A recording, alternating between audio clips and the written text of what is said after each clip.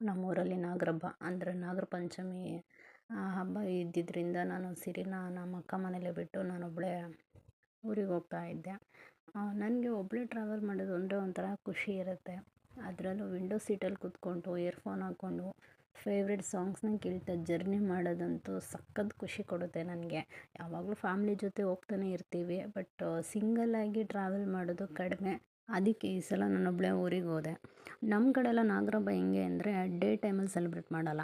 ಅಂದರೆ ಬೆಂಗಳೂರಲ್ಲಂದರೆ ಬೆಳಗ್ಗೆನೇ ಎದ್ದು ದೇವಸ್ಥಾನಕ್ಕೆ ಹೋಗಿ ಪೂಜೆ ಮಾಡಿಸ್ಕೊಂಡು ಹುತ್ತಕ್ಕೆ ಹಾಲು ಎರೆದು ಹೀಗೆ ಸೆಲೆಬ್ರೇಟ್ ಮಾಡ್ತಾರೆ. ಬಟ್ ನಮ್ಮೂರಲ್ಲಿ ಹೆಂಗೆ ಅಂದರೆ ರಾತ್ರಿ ಅಂದರೆ ಕತ್ತಲೆ ಆದಮೇಲೆ ಹುತ್ತ ಇರೋ ಕಡೆ ಹೋಗಿ, ಅಂದರೆ ನಮ್ಮ ಹೊಲದಲ್ಲೇ ಹುತ್ತ ಇರುತ್ತೆ, ಬೆಳಗ್ಗೆನೇ ಹೋಗಿ ಆ ಹುತ್ತದ ಸುತ್ತಮುತ್ತ ಎಲ್ಲ ನೀಟಾಗಿ ಜಾಗ ಕ್ಲೀನ್ ಮಾಡಿ ಬರಬೇಕು. ನೈಟು 7 ಗಂಟೆ ಅಥವಾ 8 ಗಂಟೆಗೆ ಹೋಗಿ ಪೂಜೆ ಮಾಡಿಕೊಂಡು ಮನೇಲಿ ಏನು ಹಬ್ಬದ ಅಡುಗೆ ಅಂತ ಮಾಡಿರ್ತೀವೋ ಅದನ್ನೆಲ್ಲ ದೇವ್ರಿಗೆ ಎಡೆ ಇಟ್ಟು ಹುತ್ತಕ್ಕೆ ಹಾಲು ಎರೆದು ಫ್ಯಾಮಿಲಿ ಮೆಂಬರ್ಸ್ ಎಲ್ಲ ಜೊತೆಗೆ ಇರ್ತೀವಿ. ಸೊ ಎಲ್ಲರೂ ಕೂಡ ಪೂಜೆ ಮಾಡಿ ದೇವ್ರಿಗೆ ಧೂಪ ಹಾಕಿ ಅಲ್ಲೇ ಊಟ ಮಾಡಿಕೊಂಡು ಆಮೇಲೆ ನಾವು ಮನೆಗೆ ಬಂದು ಅಕ್ಕಪಕ್ಕ ಇರೋರನ್ನ ಊಟಕ್ಕೆ ಕರೆದು ಊಟ ಬಡಿಸ್ತೀವಿ. ಇದು ನಮ್ಮ ಕಡೆ ಇರುವಂಥ ಈ ರೀತಿ ಸಂಪ್ರದಾಯ. ನಾಗರಹಬ್ಬನ ನಾವು ಹೀಗೆ ಸೆಲೆಬ್ರೇಟ್ ಮಾಡೋದು. ಇನ್ನು ಅಡುಗೆ ಏನು ಅಡುಗೆ ಸ್ಪೆಷಲ್ ಇದರಲ್ಲಿ ನಾಗರಹಬ್ಬದಲ್ಲಿ ಏನು ಸ್ಪೆಷಲ್ ಅಡುಗೆ ಅಂತ ನೀವು ಕೇಳೋದಾದರೆ ಅವರೆಕಾಳು ಸಾಂಬಾರು ಇರುತ್ತೆ, ಮುದ್ದೆ, ಅನ್ನ ಮತ್ತು ಅವರೆಕಾಳು ಪಲ್ಯ. ಅವರೆಕಾಳು ಪಲ್ಯನ ನಾವು ಸ್ವಾಮಿ ಸಾರು ಅಂತ ಕರಿತೀವಿ. ಅಂದರೆ ದೇವ್ರಿಗೆ ಸ್ಪೆಷಲ್ಲಾಗಿ ಮಾಡುವಂಥದ್ದು. ಹೇಗೆ ಅಂದರೆ ಮನೇಲಿ ಯಾರಾದರೂ ಒಬ್ಬರು ಬೆಳಗ್ಗೆಯಿಂದ ರಾತ್ರಿವರೆಗೂ ಉಪವಾಸ ಇದ್ದು ರಾತ್ರಿ ಪೂಜೆ ಮಾಡಿ ದೇವ್ರಿಗೆ ಧೂಪ ಹಾಕಿ ದೇವ್ರಿಗೆ ನೈವೇದ್ಯ ಆದಮೇಲೆ ಊಟ ಮಾಡ್ತಾರೆ. ಪ್ರತಿ ವರ್ಷ ಈ ಒಂದು ಆಚರಣೆನ ನಮ್ಮ ಅತ್ತೆ ಮಾಡ್ಕೊಂಡು ಬರ್ತಿದ್ರು. ಬಟ್ ಈಗ ಅವ್ರಿಗೂ ಏಜ್ ಆಗಿದೆ ಮತ್ತು ಶುಗರ್ ಪೇಷಂಟು. ಸೊ ಅವ್ರು ಬೆಳಗ್ಗೆಯಿಂದ ಉಪವಾಸ ಇರೋಕ್ಕಾಗಲ್ಲ ಅಂತ ಹೇಳಿ 2 ವರ್ಷದಿಂದ ಅಂದರೆ ಲಾಸ್ಟ್ ಇಯರಿಂದ ಇದನ್ನು ನಾನು ಮಾಡ್ತಾಯಿದ್ದೀನಿ.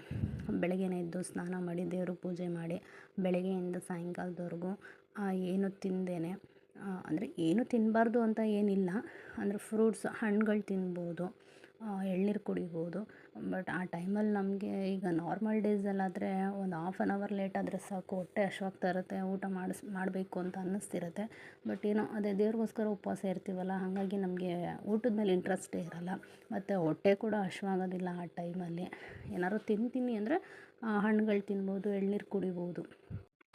ನಾವು ಈ ಹಬ್ಬಕ್ಕೆ 20 kg ಅವರೆಕಾಳು ತಂದು ಅದನ್ನೆಲ್ಲ ಬಿಡಿಸಿ ಅದನ್ನೆಲ್ಲ ಕ್ಲೀನ್ ಮಾಡಿ ಅದರಲ್ಲಿ ಸಾಂಬಾರಿಗೆ ಸಪ್ರೇಟು ಮತ್ತು ಏನು ಪಲ್ಯ ಅಂತ ಹೇಳಿದ್ನಲ್ಲ ಅದಕ್ಕೆ ಸಪ್ರೇಟ್ನ ಇಟ್ಕೊತೀವಿ.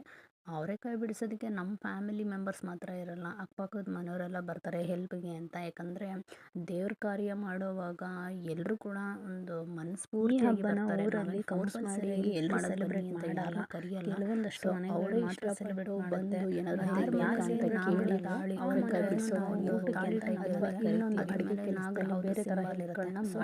ಈ ಹಬ್ಬ ಏನು ವಂಶ ಪಾರಂಪರೆಯಿಂದ ಬಂದಿರುವಂಥದ್ದಲ್ಲ. ಈಗ ಒಂದು ಕೆಲವೊಂದು ವರ್ಷಗಳ ಹಿಂದೆ ಆಚರಣೆ ಮಾಡ್ಕೊತಾ ಬಂದಿದ್ದಾರೆ. ಸೊ ಇನ್ನು ಅದನ್ನು ನಾವು ನಮ್ಮ ಮುಂದಿನ ಜನ್ರೇಷನ್ಗೂ ಅದನ್ನು ಕಂಟಿನ್ಯೂ ಮಾಡಬೇಕಾಗತ್ತೆ. ಹಬ್ಬಕ್ಕೆ ಏನೇನು ಅಡುಗೆ ಮಾಡಿದ್ವಿ ಅಂತ ವಿಡಿಯೋ ಹಾಕಿದ್ದೀನಿ ನೋಡಿ. ಇದನ್ನೇ ನಾನು ಹೇಳಿದ್ದು ಸ್ವಾಮಿ ಸಾರು ಅಂತ. ಇದನ್ನು ಅಡುಗೆ ಮಾಡೋರು ಯಾರು ಉಪವಾಸ ಇರ್ತಾರೋ ಸೊ ಅವರೇ ಮಾಡಬೇಕು, ಬೇರೆ ಯಾರ ಹೆಲ್ಪ್ನ ತೊಗೊಳಂಗಿಲ್ಲ. ಬೇರೆ ಅವರೆಕಾಳು ಸಾಂಬಾರು ಅನ್ನ ಮುದ್ದೆನ ಬೇಕಾದ್ರೆ ಇನ್ನೊಬ್ಬರು ಹೆಲ್ಪ್ ತೊಗೊಂಡು ಅಥವಾ ಶೇರ್ ಮಾಡ್ಕೊಂಡು ಕೆಲಸಗಳನ್ನ ಡಿವೈಡ್ ಮಾಡ್ಕೊಂಡು ಮಾಡ್ಬೋದು. ಬಟ್ ಇದೇನು ಸ್ವಾಮಿ ಸಾರು ಅಂತ ಹೇಳಿದ್ನೋ A to Z ಅದಕ್ಕೆ ಬೇಕಾಗಿರೋ ಮಸಾಲೆಯಿಂದ ಹಿಡಿದು ಅಥವಾ ಅದು ಸಾಂಬಾರ್ಗೆ ಹಾಕೋ ಒಗ್ಗರಣೆಯಿಂದ ಹಿಡಿದು ಪ್ರತಿಯೊಂದನ್ನು ಕೂಡ ಯಾರು ಉಪವಾಸ ಇರ್ತಾರೆ ನೋಡಿ ಅವರೇ ಮಾಡಬೇಕು.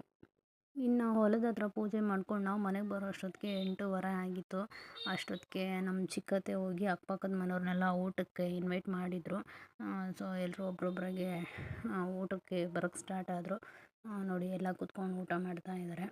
ಅಂದರೆ ನೈಟು ಅಷ್ಟು ಜನ ಬರಲ್ಲ, ಕಡಿಮೆ. ಯಾಕಂದರೆ ನಮ್ಮೂರಲ್ಲಿ ತುಂಬ ಜನ ಊಟಕ್ಕೆ ಕರೆದಿರ್ತಾರೆ. ಸೊ ಎಲ್ಲರೂ ಕೂಡ ಎಲ್ಲ ಮನೆಗೂ ಊಟಕ್ಕೆ ಹೋಗಿ ಊಟ ಮಾಡ್ಕೊಂಬರೋಕ್ಕಾಗಲ್ಲ. ಅದಕ್ಕೆ ಏನು ಮಾಡ್ತಾರೆ, ಕೆಲವರು ರಾತ್ರಿ ಬರ್ತಾರೆ ಊಟಕ್ಕೆ, ಇನ್ನು ಕೆಲವರು ಬೆಳಗ್ಗೆಗೆ ಬರ್ತಾರೆ. ಅಂದರೆ ಗುರುವಾರ ಹಬ್ಬ ಮಾಡಿದ್ರೆ ಶುಕ್ರವಾರ ಬೆಳಗ್ಗೆಗೂ ಊಟಕ್ಕೆ ಬರ್ತಾರೆ. ನಮಗೆ ರಾತ್ರಿ ಊಟಕ್ಕೆ ಬರೋದಕ್ಕಿಂತ ಬೆಳಗ್ಗೆ ಊಟಕ್ಕೆ ಬರೋದು ತುಂಬಾ ಜಾಸ್ತಿ ಜನ ಇರ್ತಾರೆ. ವಿಡಿಯೋ ಪೋಸ್ಟ್ ಮಾಡುವ ಹೆಡ್ಲೈನಲ್ಲಿ ನೀವು ನೋಡಿರ್ಬೋದು ಈ ಹಬ್ಬಕ್ಕೆ ಡ್ರೆಸ್ ಕೋಡ್ ಕೂಡ ಇದೆ ಅಂತ.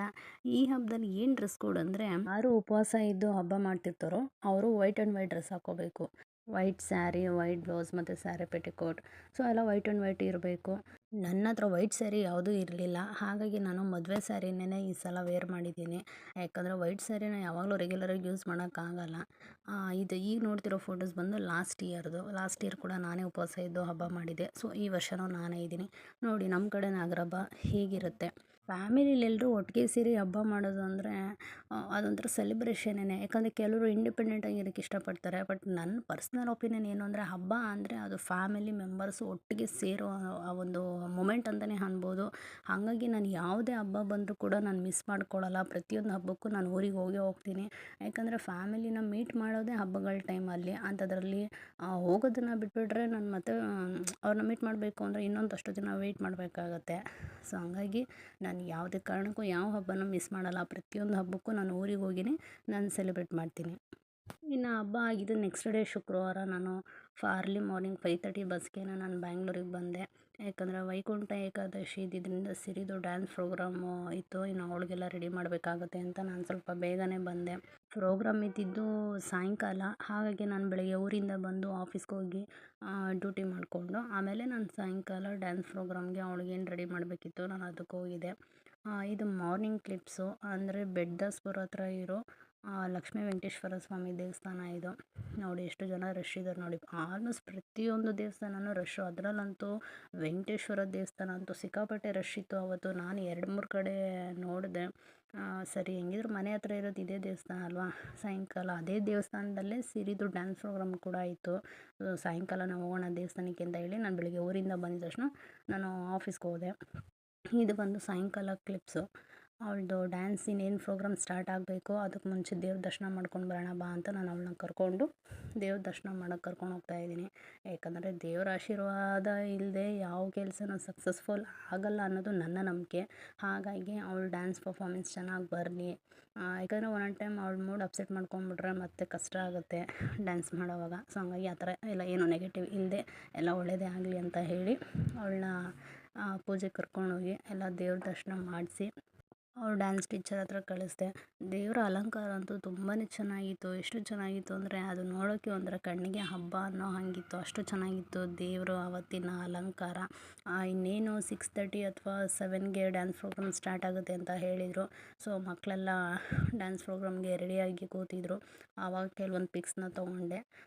ನೋಡಿ ಡ್ಯಾನ್ಸ್ ಪರ್ಫಾಮೆನ್ಸ್ ಕೊಡ್ತಿದ್ದಾರೆ. ಏನು ಮಕ್ಕಳಿಗೆ ಅಂದರೆ ಒಂದು ಸ್ಟೇಜ್ ಫಿಯರ್ ಹೋಗಲಿ ಮತ್ತು 4 ಜನಗಳ ಮುಂದೆ ಡ್ಯಾನ್ಸ್ ಮಾಡುವಷ್ಟು ಒಂದು ಧೈರ್ಯ ಬರಲಿ ಅನ್ನೋದಕ್ಕೋಸ್ಕರ ಅಷ್ಟೇ ನಾವು ಎಕ್ಸ್ಪೆಕ್ಟ್ ಮಾಡ್ತಿರ್ತೀವಿ. ಅದು ಬಿಟ್ಟು ಮಕ್ಳ ಕೈಲಿ ಡ್ಯಾನ್ಸ್ ಮಾಡಿಸಿ ಅದರಿಂದ ಏನಾದರೂ ಇನ್ಕಮ್ ಬರುತ್ತೋ ಇಲ್ವೋ ಆ ಒಂದು ಮೈಂಡ್ಸೆಟ್ಟು ಆ ಥಾಟೇ ನನ್ನ ಮೈಂಡಲ್ಲಿಲ್ಲ. ನಮಗೇನೋ ಮಕ್ಕಳು ಒಂದು ಸ್ಟೇಜ್ ಫಿಯರು ಹೋಗಬೇಕು ಅವ್ರಿಗೆ. ಮತ್ತು ಒಂದು ಧೈರ್ಯವಾಗಿ ಆಡಬೇಕು. ಮತ್ತು ಯಾರೇ ಇರಲಿ ಯಾರೇ ಇಲ್ಲದೇ ಇರಲಿ ಇಂಡಿಪೆಂಡೆಂಟಾಗಾದರೂ ಸರಿ ಅವರು ಡ್ಯಾನ್ಸ್ ಪ್ರೋಗ್ರಾಮ್ ಕೊಡಬೇಕು. ಸೊ ಆ ಒಂದು ಮೈಂಡ್ಸೆಟ್ಟಿಂದ ನಾನು ಅವಳನ್ನ ಡ್ಯಾನ್ಸ್ ಕ್ಲಾಸ್ಗೆ ಹಾಕಿದ್ದು ಬಿಟ್ಟು ಕೆಲವ್ರು ಹೇಳ್ತಾರೆ ಏನು ಡ್ಯಾನ್ಸ್ ಪ್ರೋಗ್ರಾಮ್ ಕೊಡಿಸ್ತಿರ್ತೀರಾ ಇನ್ಕಮ್ ಬರುತ್ತಾ ಅಂತೆಲ್ಲ ಕೇಳ್ತಾರೆ. ದೇವ್ರ ಹಣೆಗೂ ಇಲ್ಲ ರೀ. ನಾನು ಯಾವ ಇನ್ಕಮ್ ಎಕ್ಸ್ಪೆಕ್ಟ್ ಮಾಡಿನೋ ಅವಳನ್ನ ನಾನು ಡ್ಯಾನ್ಸ್ ಕಲಿಸ್ತಿಲ್ಲ. ಸೊ ಒಂದು ಮಕ್ಕಳು ಅಂದಮೇಲೆ ಏನಾದ್ರು ಒಂದು ಅಡಿಷ್ನಲ್ ನಾಲೆಡ್ಜ್ ಇರಬೇಕು. ಅದು ಡ್ಯಾನ್ಸೇ ಆಗಿರಬೇಕು ಅಂತೇನಿಲ್ಲ. ಡ್ಯಾನ್ಸು ಸಿಂಗಿಂಗು ಅಥವಾ ಸ್ಪೋರ್ಟ್ಸಲ್ಲೋ ಕೆಲವು ಮಕ್ಕಳು ಒಬ್ಬೊಬ್ರು ಮಕ್ಕಳು ಒಂದೊಂದರಲ್ಲಿ ಅಡಿಕ್ಟ್ ಆಗಿರ್ತಾರೆ. ಸೊ ನಾನು ಇವಳಿಗೆ ಡ್ಯಾನ್ಸ್ ಕ್ಲಾಸಿಗೆ ಸೇರಿಸ್ದೆ. ಇನ್ ಕೇಸ್ ಇವಳು ಏನಾದರೂ ಇಂಟ್ರೆಸ್ಟ್ ಇಲ್ಲ ಅಂತ ಹೇಳಿದ್ರೆ ಬಿಡಿಸ್ಬಿಡೋಣ ಅಂತಲೇ ಫಸ್ಟ್ ಅಂದ್ಕೊಂಡಿದ್ದು. ಬಟ್ ಏನೋ ದೇವ್ರ ದಯೆ ಅವಳಿಗೆ ಕಲೆ ಅನ್ನೋದು ಚೆನ್ನಾಗಿ ಒಲಿತು. ಹಾಗಾಗಿ ಆ ಒಂದು ಫೀಲ್ಡಲ್ಲಿ ಆ ಒಂದು ಜರ್ನಿಲಿ ಡ್ಯಾನ್ಸ್ ಜರ್ನಿಲಿ ಅವಳು ಹೋಗ್ತಿರಲಿ. ಎಲ್ಲಿವರೆಗೂ ಆಗುತ್ತೋ ಅಲ್ಲಿವರೆಗೂ ಹೋಗಲಿ ಅನ್ನೋದು ನನ್ನ ಆಸೆ. ನಾನು ಯಾವುದೇ ಕಾರಣಕ್ಕೂ ಮಾಡಬೇಡ ಡ್ಯಾನ್ಸ್ ಕ್ಲಾಸ್ಗೆ ಹೋಗಬೇಡ ಅಥವಾ ಬಿಡಿಸ್ಬಿಡ್ತೀನಿ ಅಂತ ಇವತ್ತಿನವರೆಗೂ ನಾನು ಹೇಳಿಲ್ಲ ಅಥವಾ ಅವ್ಳ ಬಾಯಲ್ಲೂ ಕೂಡ ಅದನ್ನು ಬಂದಿಲ್ಲ ನನ್ನ ಕೈಲಿ ಆಗಲ್ಲ ನಾನು ಹೋಗಲ್ಲ ಅಂತ. ಡ್ಯಾನ್ಸ್ ಅಂದರೆ ಅಷ್ಟೇ ಖುಷಿಯಿಂದ ಮಾಡ್ತಾಳೆ. ಅದೇ ಹೇಳಿದ್ದು ನಾವು ಏನೇ ಕೆಲಸ ಮಾಡಿದ್ರೂ ಅದನ್ನು ಪೂರ್ವಕವಾಗಿ ಮನಸ್ಸಿಂದ ಮಾಡಿದ್ರೆ ದೇವರು ಕೂಡ ನಮ್ಗೆ ಒಲಿತಾನೆ ಅಂತಾರೆ ನೋಡಿ.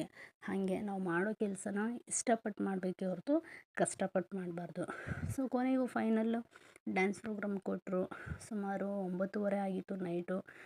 ಡ್ಯಾನ್ಸ್ ಪ್ರೋಗ್ರಾಮ್ ಎಲ್ಲ ಮುಗಿಸ್ಕೊಂಡು ನಾವು ಮನೆಗೆ ಬಂದ್ವಿ.